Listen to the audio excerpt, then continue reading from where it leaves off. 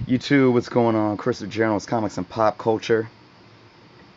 This is going to be an interesting video today because I'm going to get really deep with you guys, but at the surface, it is a Amazing Spider-Man 801 review.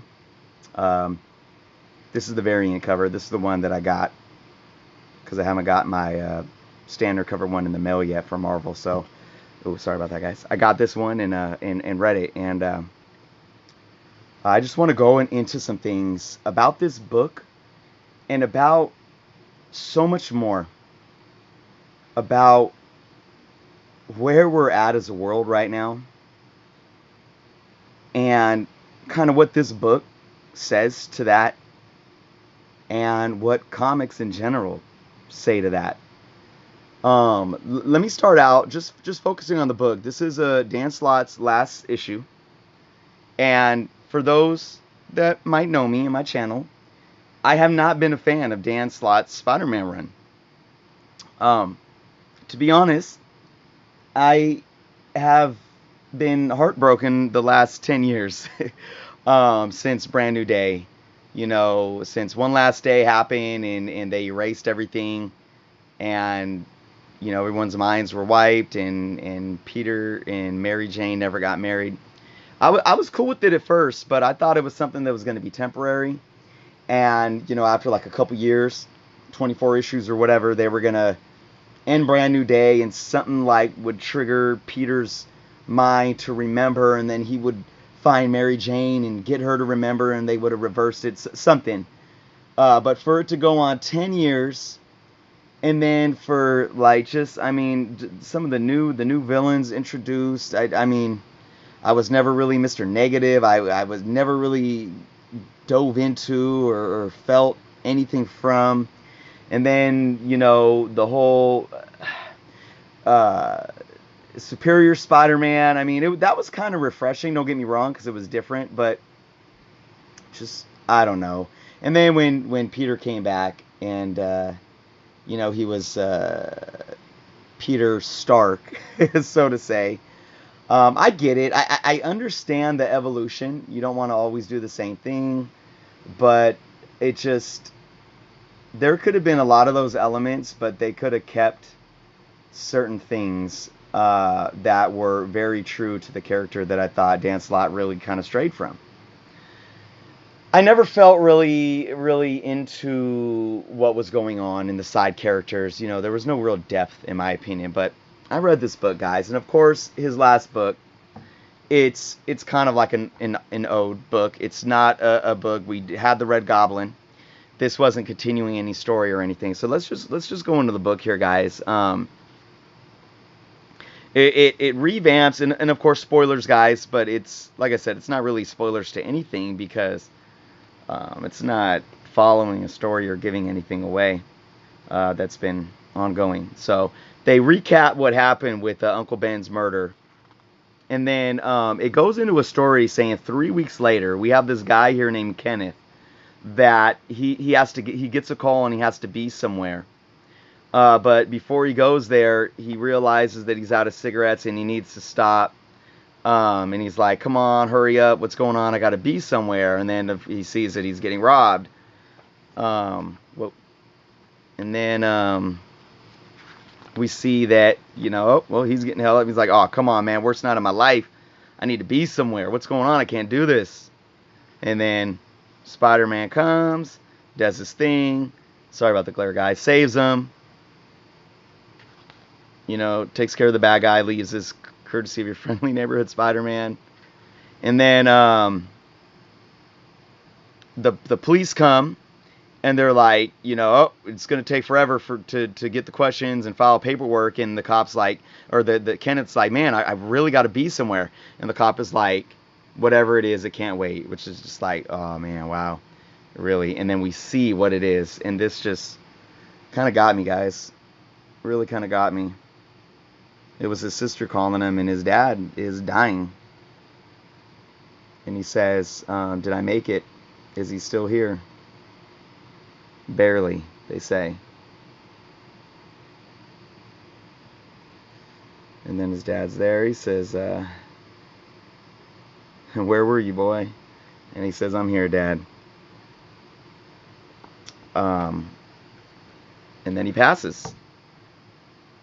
And, you know, it follows along his life from here. He's like, you're always there. You're going to be there in the good times and the bad times. And, this is his kids. I guess this is his sister's baby that he has, Judy. So he's an uncle now. And then he's raising his kids, skipping classes. Really, his son's struggling with algebra. And he's like, nope, I'm going to work on it with you until we get it. Then happy moments, Thanksgiving. His daughter wins a science fair. His son graduates. His 40th birthday. He's getting old. Very simple stuff, but stuff that we all can relate to, right? And then, current times, here's Spider-Man kicking butt. This guy's running away, and he's like, somebody stop him. And we see a foot come out. He trips him up. And guess who it was? Kenneth. And he's saying, thanks, how can I ever repay you? And he says, call it even. Years ago, on what should have been the worst night, you saved my life.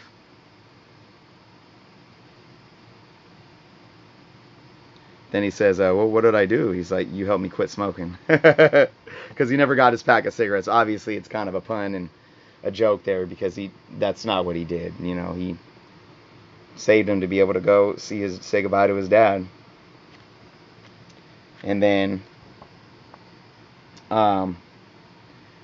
his Judy, his niece, is there, and she's like, oh man, why'd it have to be Spider-Man? He's boring.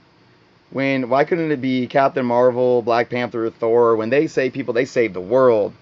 And he's like, Spider-Man does that too. He saves a world every single day.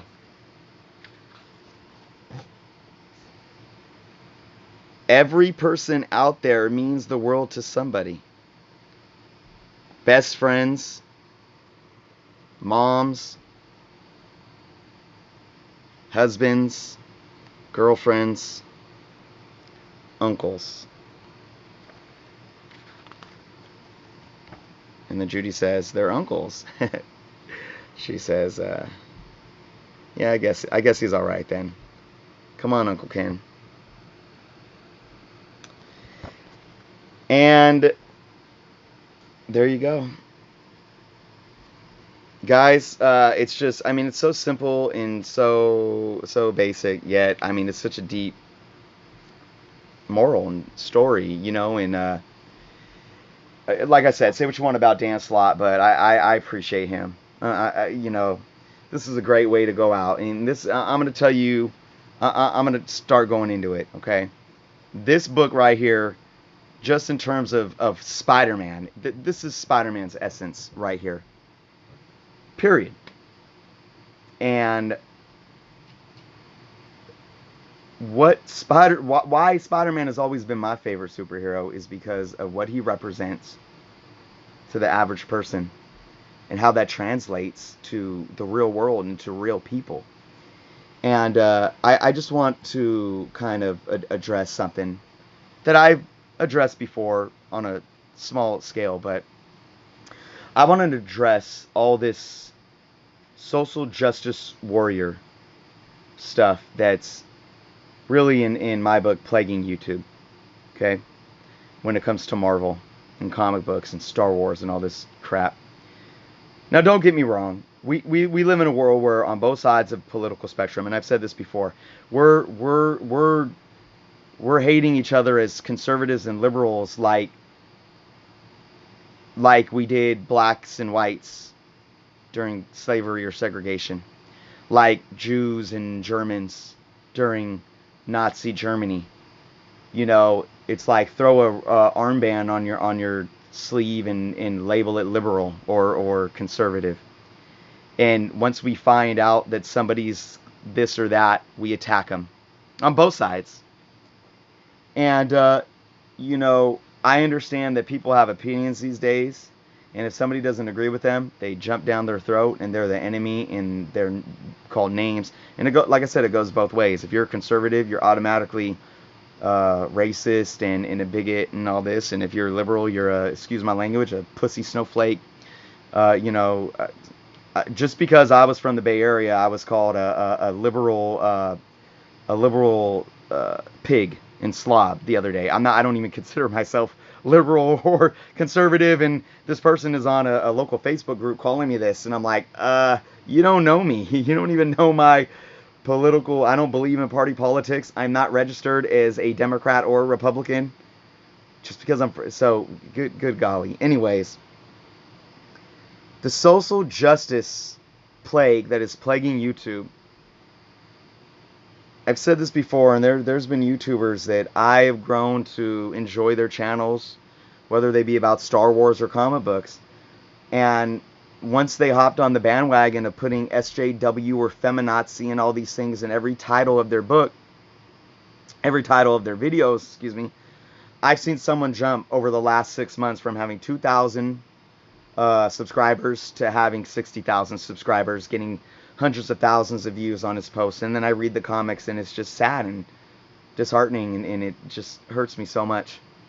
I understand, like I said, that there's some truth to the fact that there's people out there that are more liberal, that have been like artists or writers in books that have maybe hopped on Twitter or social media and attacked certain readers or certain people for their views just because they may have voted for Donald Trump or whatever it is. It's like, but at the end of the day, that's people's personal opinions. They can talk crap about Trump supporters just like Trump supporters could talk crap about them if they're liberal. But when it gets brought into the comic books, on both sides, it ruins it. It ruins this hobby. And this book right here, again, I think just brought us back to remind us what it's about. Now I'm going to get a little deeper with you guys. My oldest son is turning 13 next month. My son is mixed. He looks basically Puerto Rican. He has grown to love a certain hairstyle. He shaves his side. He has his curly kind of afro thing coming up at the top. Such unique facial features, this big innocent smile. Over the last week, there was 2 children just a couple years older than him that were murdered. One was the kid in the Bronx who it was mistaken identity, and there was video of it all. I couldn't even watch it. I watched the part of him going into the liquor store and trying to hide behind the counter and the adults doing nothing, when these 5 or 6 gang members grabbed him, dragged him out, and started stabbing him and chopping his body to pieces with the machete. I'm about to break down just thinking about this right now, because when I see his face in the news articles or online, I see my son.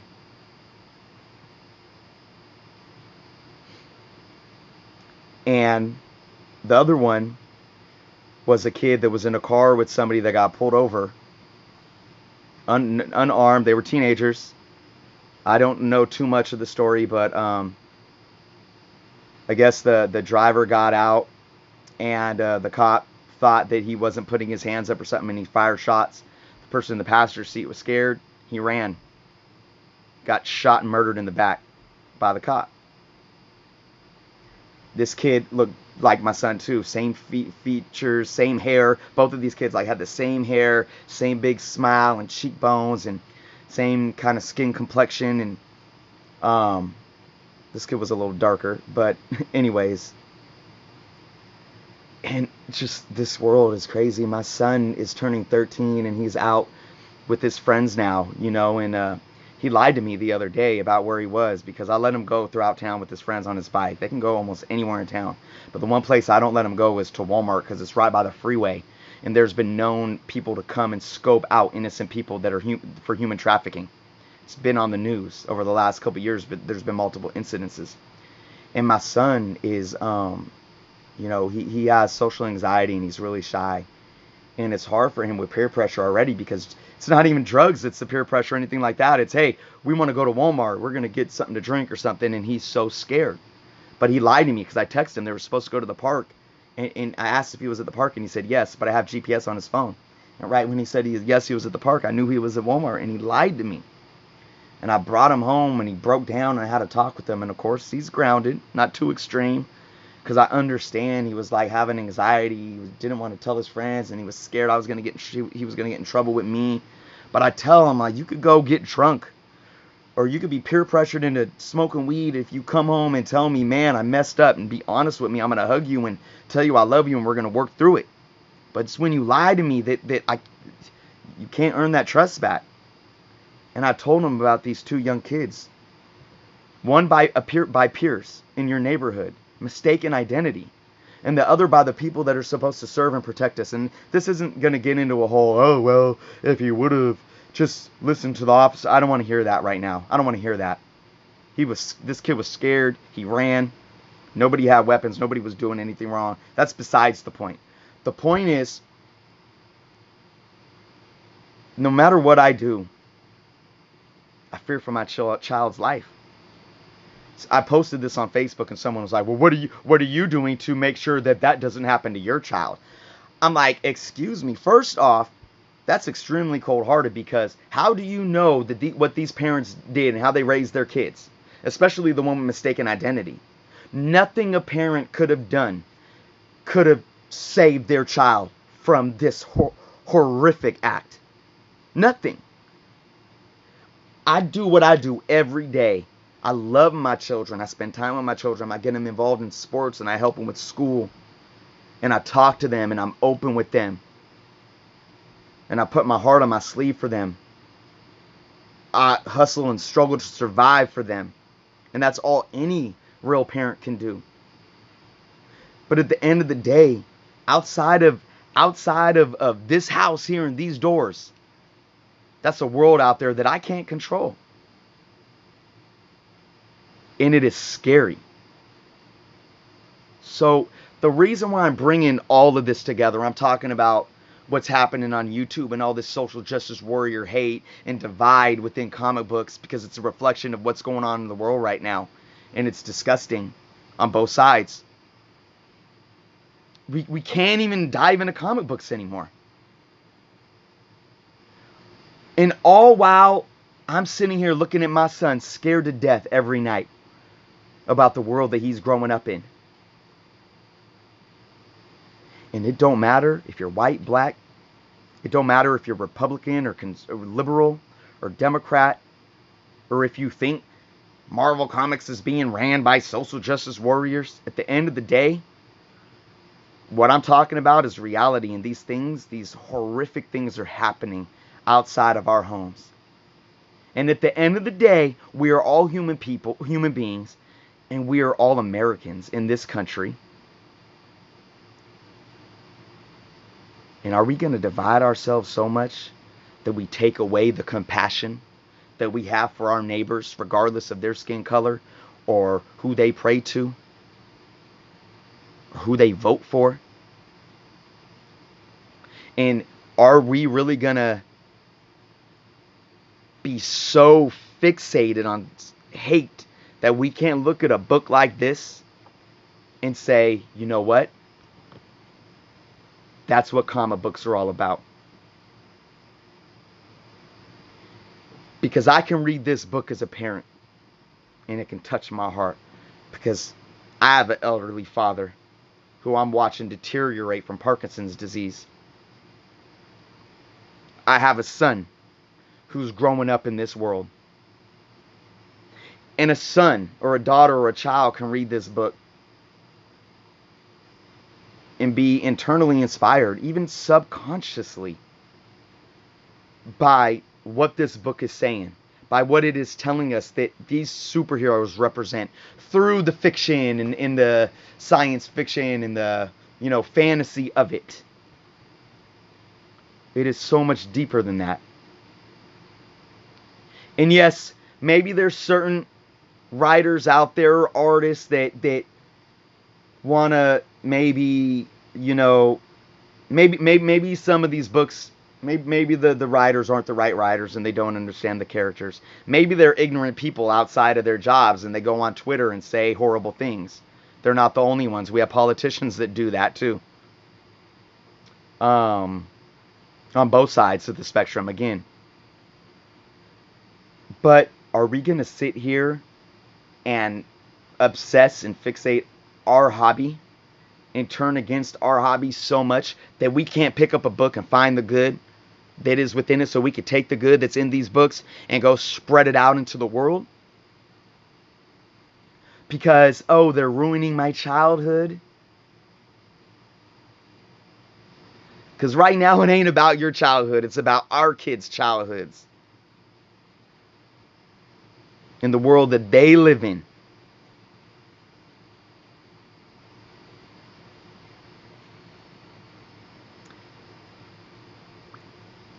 For those watching, if you guys are the ones that make these SJW videos, or you're the ones that watch these SJW videos, and you leave these comments where you're laughing or mocking, I'm not here to knock you or sit here and harass you.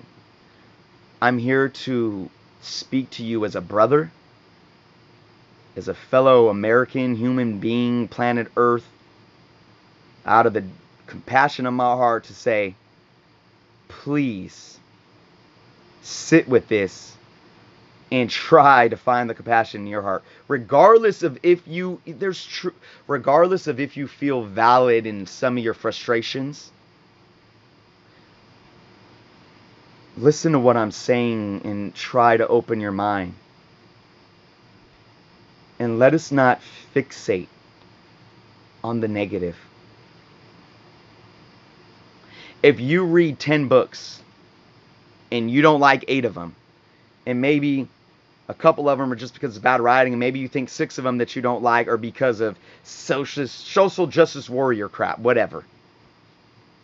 I don't believe it. I don't even believe in that term, but regardless. Instead of coming on YouTube and making a video that is divisive and just hateful because we're focusing on the negative, why don't you make a video on the 2 books that you really enjoyed? Or, if you feel the need to speak out on something that you feel is unjust, try to do it still with humility. Don't do it sitting on a soapbox or in a way that is in any way prejudiced, stereotypical, reactionary, angry. Do it logically. Try to find an answer. And like I'm sitting here humbly saying, for those that might be over here doing these things, please be humble. You guys could do the same thing to people that you think are over here. You could say, guys, look, please be humble. But at the end of the day, we both need to listen to each other, and we need to open each other's minds. I need to hear what you're saying, and you need to hear what I'm saying.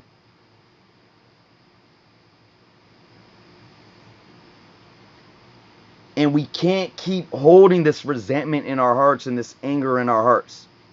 Because when we do that, we're missing what's going on at the heart of these books still, because it's there. And with that, we're missing what's going on outside in this world. And what's going on with our children in the world that they're growing up in.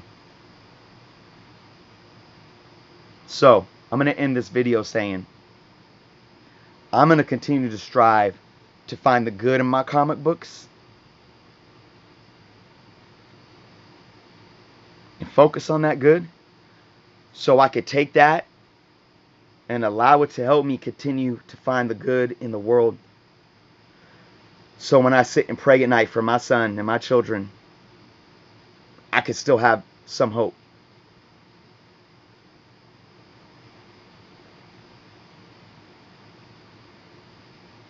And with that, I'll leave you guys. And I appreciate you guys watching.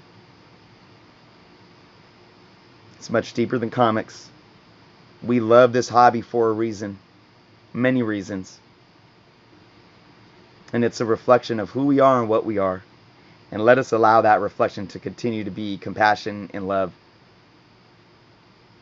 towards ourselves, our children, our families, and each other. Alright guys, till next time.